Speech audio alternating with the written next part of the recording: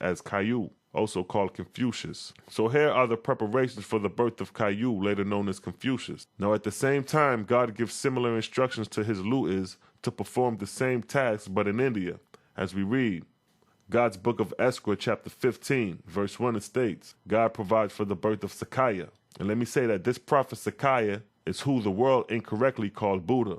But the term Buddha is a title and not a name, just like Christ or Messiah. The term Buddha meaning one who was awakened. This can refer to anyone who was awakened, but the term stems from this prophet Sakaya, who was the awakened one during this time and later became known as Buddha. Verse 1. Again, God called before his throne 1,000,000 Lu'is and appointed Etchesa, chief over them, saying, verse 2, O thou Etchesa, shalt thou go down to the earth, to the land of India, taking these hosts with thee, and thou shalt establish a heavenly place of worship, which shall be thy headquarters. Verse 3, Behold, I have given thee many generations in which to bring about the desired result. Survey thou then the generations of faithers in that land, and take thy choice as to place and caste and family. Now, as I stated, the labor of the Lu'is, or the masters of generations, is to control the parenting amongst mortals. Verse 4, And he whom thou shalt bring forth for this purpose shall be of some royal family, a prince of high estate. Verse 5, And I shall prove through him that for love of righteousness and to serve Jehovah, he will forsake his kingdom and family and friends and all earthly things and desires, and make himself as a poor man, dwelling with the poor, laboring with them, teaching them and instructing them.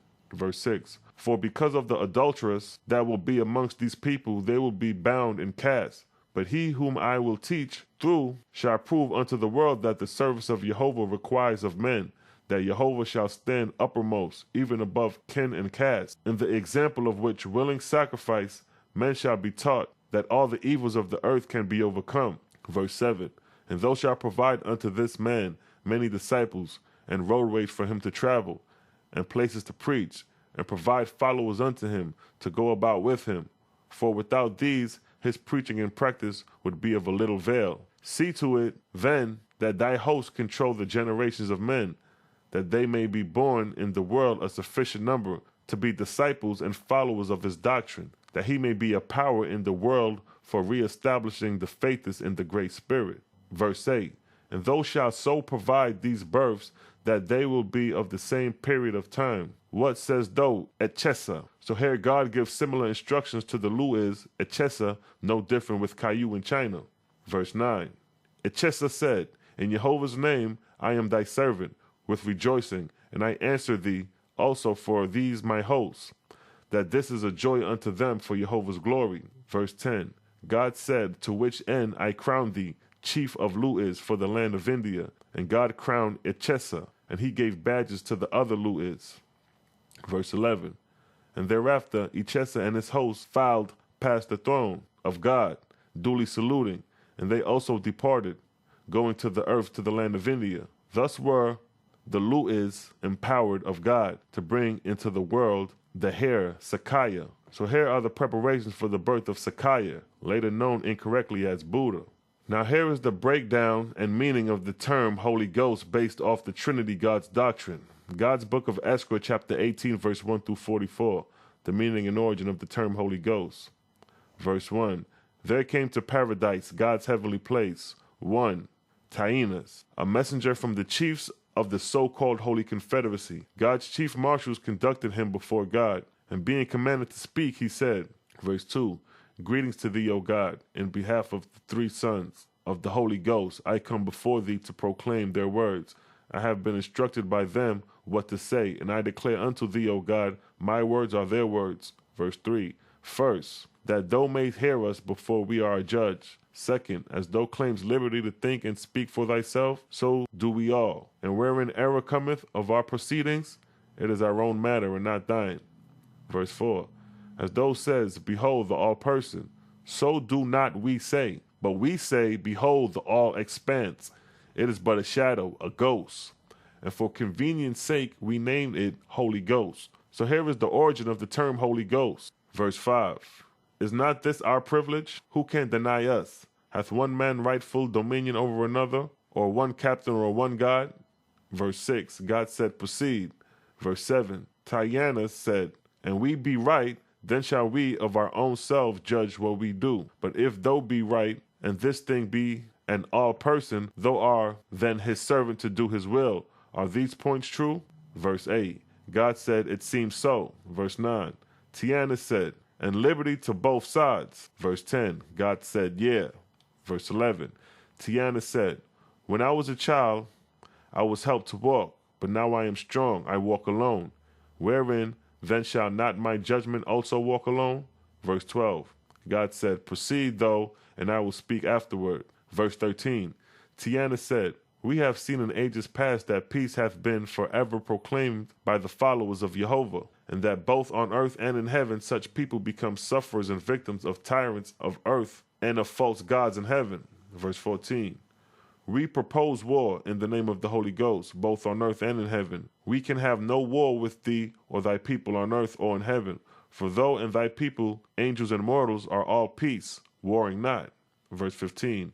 Our wars can be only with warriors. I put the matter thus. Thou hast a virgin daughter, and a valiant assail her. Thy doctrine is to rush in and take thy daughter away from him, and our doctrine is to beat him away from her. Verse 16.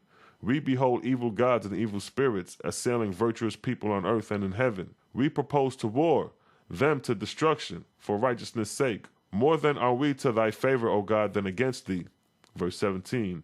We dip our hands in blood for sake of peace and virtue, for sake of liberty and knowledge. We shall say to the man of earth, Thou shalt become learned, to the Esaians in heaven. Thou shalt not return to mortals, but remain in thy place, and become learned and virtuous. Verse 18. For which reason we come to thee, O God, that thou may know our foundation. Now here's where God questioned Tyanus. Verse 19. God said, Who then says thou men and angels shall worship? Verse 20. Tyanus said, In this we command them not, but we give them liberty to worship whomsoever they will. Verse 21. God said, Thou hast said, Our doctrine is to beat the valiant away from the virgin. But what will thou or thy example teach? Verse 22. Tyanus answered, That an assailant inquire of thee. Verse 23. God said, And will thou say to the peaceful and virtuous, Take up arms, give your enemies torment? 24. Tyanus answered, Yea, verily. 25. God said, And by what authority if they inquire of thee? Verse 26. Tyanus said, By authority of the Holy Ghost and the Father, the Confederacy, and by the Son, that is, each and every Lord of the Confederacy. Verse 27. For we shall teach mortals and angels that all things are by law, and the word law shall take the place of the term Great Spirit, or Jehovah. Verse 28. God said, Hear me then, O Tyanus, and in love bear my words to thy so-called Trinity Confederacy, and to the high leaders, saying to them, Thus saith God of Paradise, Son of Jehovah, according to the light of this throne. So hear how true God prophesies the outcome of these Trinity gods. Verse 29. Ye shall triumphant for a long season on the earth and in heaven, but not in the way ye suppose. Verse 30. For ye will be forced to provide a worshipful head for mortals and angels, and it will come to pass your three heavenly places will become known on earth and in heaven as the Trinity gods, or the Trinity. And you could find evidence of this in India with the Brahman Trinity. Brahma is the creator, Vishnu the preserver, and Shiva the destroyer. In China with the Buddhist Trinity, you have the Buddha, the awakened one, the Dharma, one's righteous duty, and the Signa, community with common goal. And in Northeast Africa, you have Christianity, the Trinity, the Father, the Son, and the Holy Ghost. So it is these three religious sects established by the Trinity gods that God is referring to. Verse 31. And the people will worship an imaginary figure of three parts, Father, Son, and Holy Ghost. And this will become their idol, and he will be accredited with love, anger, jealousy, and favoritism, war, and destruction. So here true God refers to the angry and jealous God.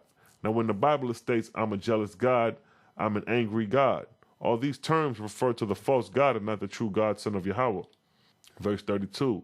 Because ye say, Give punishment to the wicked, ye open the door of all evil. For he who hath a quarrel with his neighbor will accuse him as deserving punishment. They that are in darkness and being mighty will fall upon the weak and slay them. Verse 33. A quarrel will ensure in your 3 heavenly kingdoms, and ye will become as 3 false gods. And since ye profess not the all person, each of ye 3 gods will be forced to announce himself as such. And that's exactly what you see going on now. The Christians profess they got the truth and Jesus is the only way. The Buddhists will tell you that Buddha is the only way. And the Brahmins will tell you that Brahman is the only way. And so on. Verse 34.